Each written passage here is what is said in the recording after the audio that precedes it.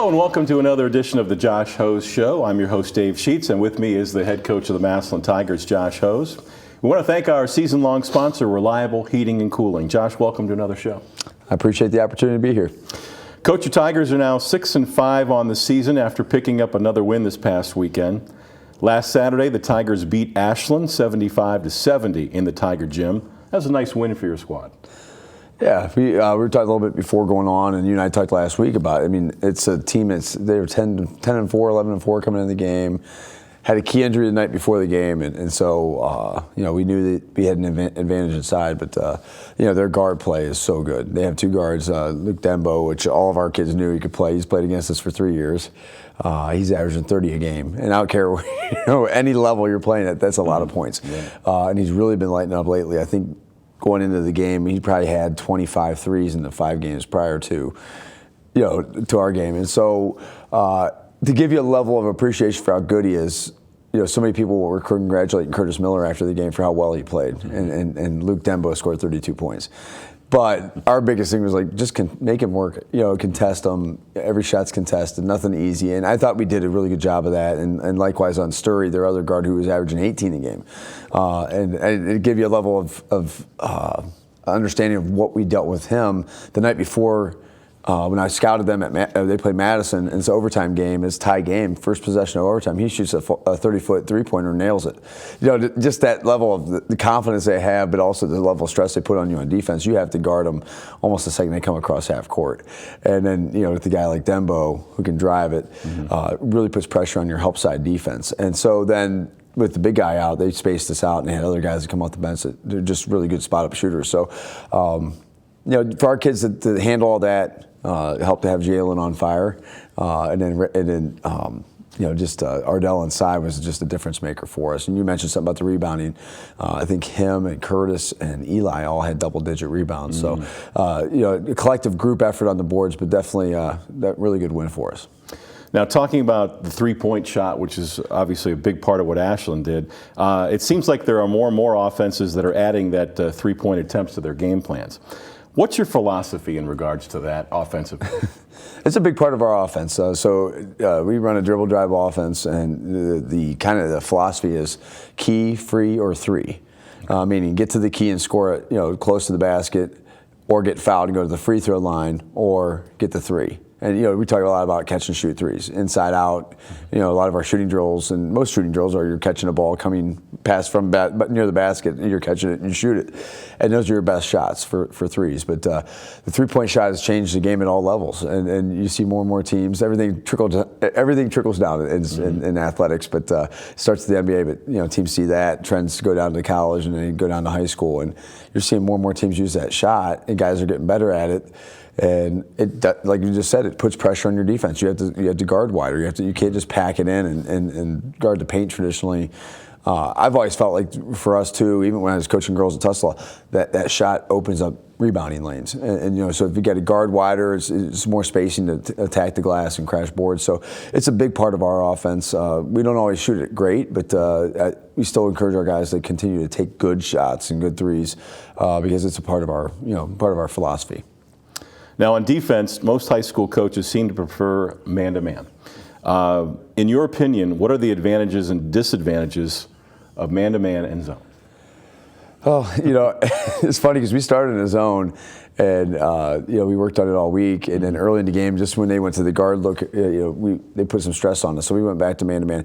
And I feel like our team every year has been like that. We start out, maybe we'll be a little more zone this year, but by the end of the year, because we coach man-to-man every day in practice, and we do drills based around that. And I do believe most coaches believe that you have to be a good man-to-man team in order to be a good zone team. The advantages of it, is accountability. You guard your guy, and you help side and rotate and different things that we do off the ball. And there's different philosophies on that even. Some people are denial, some people are gap defense, some people are pack line, they call it. So there's different philosophies within the man-to-man that can sometimes disguise it to look more like a zone. And so that puts pressure on the defense sometimes. Each game you're looking at, all right, how do they guard the corner guy? How do they guard the guy in the middle of the floor? How are their help side guys positioned? So when we scout, those are some of the things we're looking at. A zone, I think the advantages are, you kind of slow the offense down. You make them pass, and you're going to make them make outside shots usually, take away some of their driving lanes. The disadvantage in the zone is rebounding. You know, you struggle to rebound because you don't have your guy. You're not tagged up to a guy. You're standing in space. A lot of coaches talk about the predictability of a zone. You know where guys are lined up at. And so you can scheme and you can X and O. And some coaches have some really great zone set plays to get shooter shots. And we do some different things when we see different zones out there. And you know, then you got Coach Creamer when we played Central. They junk zone you. They throw a 1-3-1 at you. They 3-2 you. They 2-3 you. They man you, and so they keep you off balance and keep you out of rhythm that way. So I mean, there's no right or wrong way, you know, to either one, because if there was, everybody would be doing the same thing. But you know, it's a different element of the game. It's kind of that fun schematic thing that sometimes you know, coaches can control to keep their team in the game. You mentioned scouting briefly. Now, we know that it's an important part of the game and an important game prep for every team. Tell us how you go about scouting and how that process works and how you use it. Okay, for us, take for example, when I was at Tuslaw, we had 14 or 12 to 14 league games a year, which you're playing each team twice. It made it a little easier to scout because one, if it's the same coach, run the same stuff, some new additions each year, and then you play them twice a year. And a couple teams we played, 3 times. I think like Triway, the one year we played them 6 times in 2 years. And and same thing with the Manchester team a couple of years ago. But you come to Massillon now, and it's like we got 22 different scouts. And so what we do is we get our list to put together, and I've broken it up and tried to give each coach, a couple. So Coach Allum, Coach Gomes, myself, Coach Williams, Marquise Williams, and even Coach Conklin, who's not coaching with us, but he's helping us scout a little bit this year. We just take teams. And so it used to be always go in person, but now there's so much more online stuff, so much more streamed. I still see a value in seeing a team live to see how big they actually are, how well they move, and just you can't see some of that stuff online. So we try to get out to a game, but with Huddle, a lot of coaches exchange film online. Heck, even like at Lake, Coach McBride asked about one of our games if it was streamed. I said no, but if you send me one of your films, I'll send you one of ours. And so we just exchanged it that way. And we have a system there, and we look for certain things, and tendencies more so with 22 different games. Different teams that we're playing, you can't get too in depth and change each game like you can sometimes in a league. And so we're real big on, hey, do what we do, adjust a little bit to what they do, and kind of adjust as the game goes on. But I don't think it's possible to be mentally prepared for every set that each team runs that we play, because our kids would be overwhelmed. It's just the stuff we do, let alone the stuff they do. Sure. All right. Well, in a moment, we'll meet a Tiger player, but first, this word from Reliable Heating and Cooling. Everything that goes into a Lennox system is engineered for absolute comfort. Like the parts that create your perfect temperature and humidity, or the parts that purify the air. Together, all these parts save you up to half off your heating and cooling bills. And there are few things more comforting than that. The future of home comfort is here now at Reliable Heating and Cooling.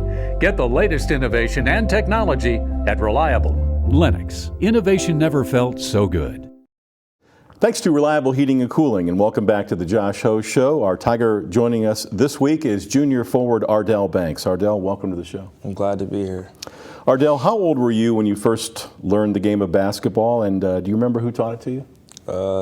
I could say I was around like 7, just shooting basketball in the driveway with my big brother. Okay. Yeah. Excellent. How tough was it to transition from the football field to the basketball court after the team made another deep run in the playoffs? Honestly, it wasn't that hard. It's just, I'll say the only hard transition to me was the conditioning, because the conditioning is totally different. Understood. Now, obviously, you spent a lot of time preparing yourself to play better on the football field, but when you had time, what did you do in the off season to improve your basketball skills? I worked on jump shots and handling the ball, because I feel like if I improve my game in that spot, then I could be a D1 recruit for basketball also. That's a nice goal. You, of course, are a starter. You currently lead the team in scoring, rebounding, probably some other categories. Do you feel any extra pressure when you're out on the floor? Hey, I've got to get points, I've got to get rebounds, or we're not going to win? No, honestly, I feel like if I just do what I do, then I'll be good, like we'll be good. But if I know that I can't execute on the court like I would, then I know I got teammates to help me in those areas. Your team is 6-5 after 11 games. What do you feel like the team is doing well right now, and in what areas does the team need to improve? Right now, we're doing well with, I'll say, playing as a team. You know, talking on the court, doing what we're supposed to do. And areas we need to improve in, I'll say, just focusing more. I'll say, like just full focus. Excellent. Now we asked Brennan Crow, your teammate last week, this question. I'll ask it to you. Tell us something about Coach Hose that maybe most people don't know about him. He's a caring person. You might see on like in the games he's like loud, yelling at you or whatever, but like without that though, he's just a caring person. You know, he cares for people outside of basketball. Like. Okay. Well, thanks for joining us. Thank you. Coach Hose will rejoin the show after this timeout.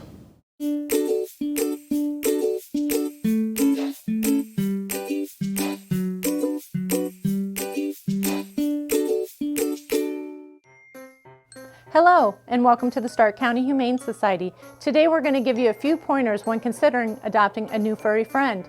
All animals here at the Stark County Humane Society are spayed, neutered, microchipped, vaccinated, dewormed, and if old enough, heartworm tested for our canine friends. Adopters will receive a free exam within 2 weeks of adoption at local veterinarian hospitals. We encourage all adopters to take full advantage of this. A one-time adoption fee is required for your new furry friend. When you adopt, you get an awesome adoption packet that includes treats for your new fur baby and savings for you. But this is not where the cost of adoption stops. Did you know the average cost of an animal like a new puppy or kitten can cost up to $500 annually? This includes annual veterinarian visits, preventative care, and everyday supplies like crate, litter, food, toys. But I hope this doesn't scare you away. Adopting an animal is a huge responsibility and a commitment. Please take the time to consider the cost of adopting a new pet into your family today. I hope to see you soon at the Stark County Humane Society. Please visit our website or visit us on social media for more information.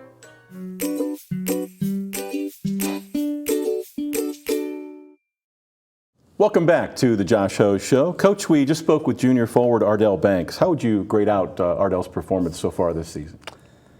Oh man, Ardell, A+. I was thinking about that. I knew you'd ask me that question coming into today, but I'm like, Ardell's a leader for us in many ways. He leads us in points, he leads us in rebounds, block shots.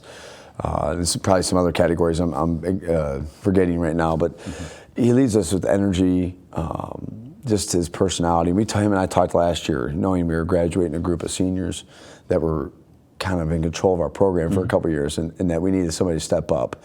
And he's got a magnetic personality. He's just a big smile and a ton of energy, and just he brings it at practice, and so that's been a challenge for him. And I've been challenging him more, and it's a big step that go from being a guy kind of a good that first follower to that leader.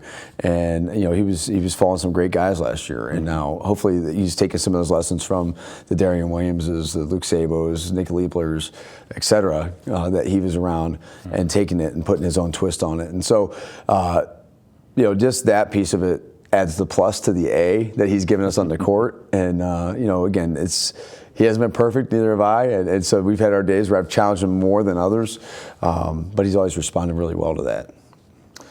Well, we will not have a show next week due to a scheduling conflict, but let's talk about some of the games that will be taking place over the next couple of weeks. We talked about a little last week, but we have, as we record this show on Tuesday, you have Coventry tonight. That game still on against the Comets. Anything more you can tell us to add from last week's comments? Yeah, we've gotten more of a scout with them. They're a little bit of a mystery team, like we said, because they're new to the schedule. Massillon grad coach, and his son's outstanding. He averages about 18 a game, 17 a game, and Camden. McAfee. And then they got some other guys that, there's one of those teams that like this guy might get 21 game and then not in the scorebook the next game. So we're trying to figure that out as we go into it. But pretty much a man-to-man team, run a lot of stuff that other teams are running, similar sets to what we run. So I think we're going to go in there and just kind of have to play our game, and any team like that, just kind of the first quarter, you kind of fill it out and then adjust from there. So, yeah, we're getting ready for them. And, like I said, we're going to anytime you go on the road, you got to give a good effort against a foreign opponent. And our kids know them a little bit from summer league, so, we can't base a lot off of that because you never know who's playing in summer leagues. And, right. But, yeah, I think our guys are ready to play. We had a really good practice yesterday. Coming up on February 1st, a game at Barberton. We talk about tradition of football here at Massillon. At Barberton, they love their basketball. Oh, yeah. Oh, yeah. And they're having a struggle year a little bit this year. I think they had some COVID issues early on. They've been shut down. Last year was a tough year for them. And they play in a competitive league. And so, that's a game we haven't really looked at them a ton. Again, a team we know from some summer league stuff. Coach McBride, very familiar with him from his days at East Canton. And, he's almost the head coach here. Mm-hmm. He applied here and a couple other places and was really close in contention to get those jobs. So he does a really good job with this team. And they've come on a little bit stronger as the year has gone on. And I know, it would be a great atmosphere. It's a great gym for our guys to go up there and play. It's a good one to get back on the schedule. It's a traditional opponent we've had in the past. You're in the middle of a huge run of road games. You have a rare home game scheduled on February 4th at home against Worcester. Now, Worcester, they've had some really good teams the last couple of years. Absolutely, absolutely. And they started out slow this year.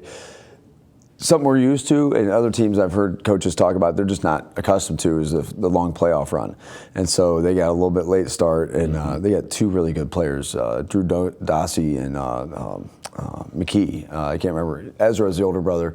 Micah, the younger brother, and really a dynamic player, kind of similar to what you see when you watch Ardell play. Can play inside and out, plays above the rim, just makes some highlight reel plays. And then Drew Dossey is probably similar to maybe like a Luke Dembo, level of. He's been shooting it really well lately. They lost a kid early in the year, transferred back to Brunswick, and he was one of their top perimeter players. And I think maybe some of those growing pains early was just trying to adjust to life without him. But they're a team that they play in that OCC with Ashland. Like at Northwestern, they're going to push it tempo up and down, and our kids have proven they can play that style. But it takes making shots, and then that helps. And we were over there last year and played really well.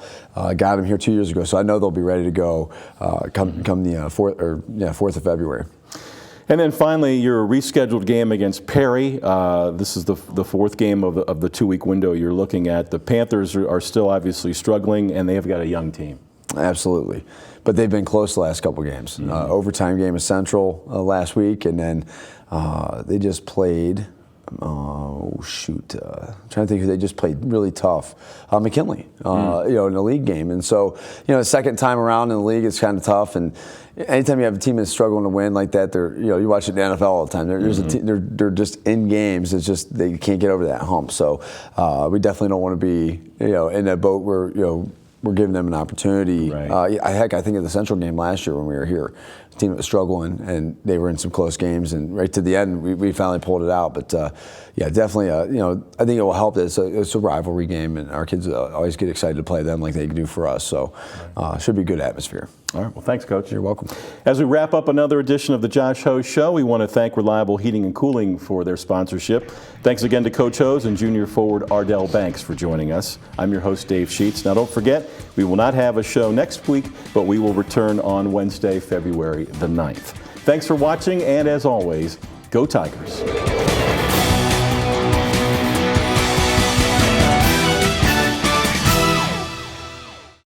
Massillon City Schools is proud to have one of the top career technical education programs in the state of Ohio, recently receiving a #1 ranking of the 93 districts in the area of achievement. Our career technical education department offers 14 pathways preparing students for college and careers. All students have the opportunity to participate and compete in their career technical student organization, as well as obtain valuable experience in the field while earning aligned industry credentials and/or college credit in high school. Visit massillonschools.org for more information.